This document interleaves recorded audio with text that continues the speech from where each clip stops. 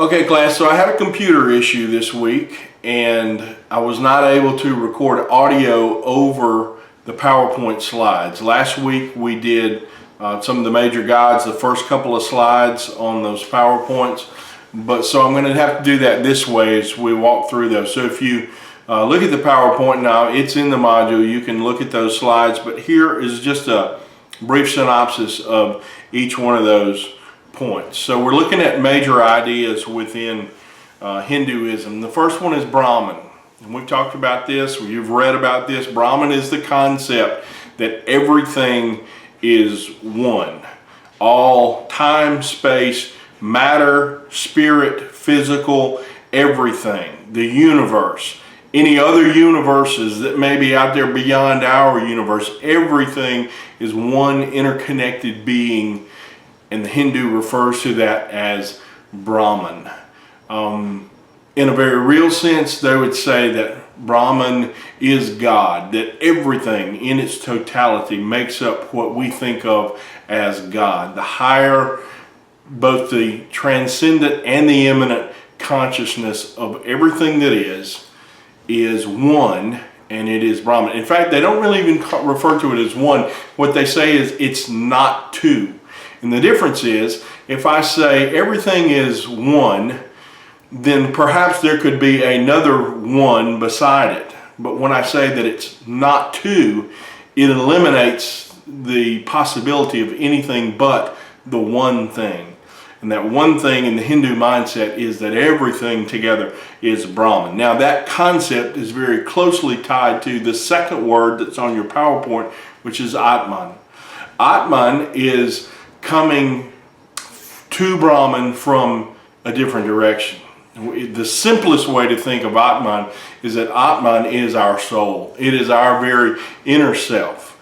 And where Brahman is the great totality of everything, Ottman is the smallest sense of the very essence of who we are. Yet, when we understand Ottman from the Hindu perspective, it is not something that is individual and is cut away from everything else separate, but it becomes a part of that which is Brahman. So, a little hard to get the Western mind wrapped around, but at the core of Hinduism is this mathematical equation: Brahman equals Atman, Atman equals Brahman.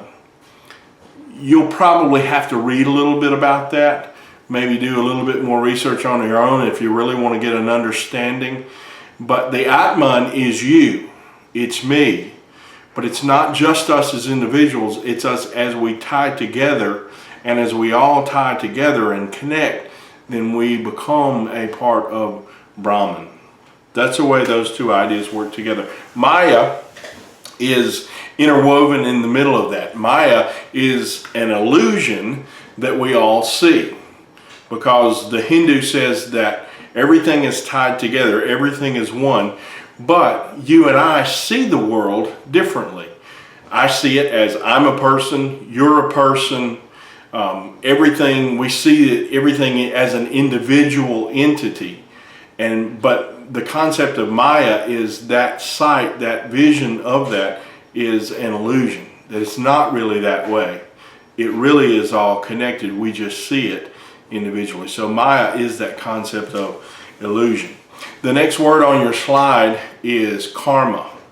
Karma is one that you're probably a little bit more familiar with, because it is the idea that everything that we do has a repercussion or a pushback against it. If we do well, then good things will come to us. If we do poor, if we do evil, if we do bad, then bad things will come to us. It's sort of a reactionary process by which what we do then becomes what we do in the future.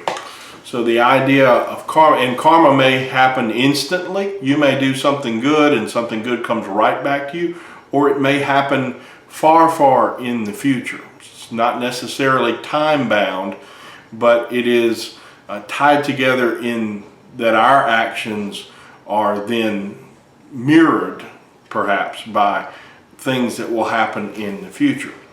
That takes us to samsara, which is basically the idea of reincarnation. In the Western Judeo-Christian mindset, we see time as linear. There's a beginning that proceeds toward an ending. We are born, we work toward the day when we will die. And that for us is the end of life, one lifetime. How many times have you heard the expression, you only have one life to live? That is not the concept in Hinduism at all. Hindus see time as cyclical. It doesn't go linear in a line beginning to end. It just runs in a circle around and around and around again. So a person is born, lives their life, dies, but that's not the end for them. They are then reborn, and there may be a period in between when they are in non-life, but yet alive, spiritually speaking, you might say. But then that person is reborn, and where they are reborn in life, it is dependent upon their karma. If they have good karma, then they progress forward to a better or higher stage of life. If they have bad karma, then they will progress down the ladder, if you will, of life.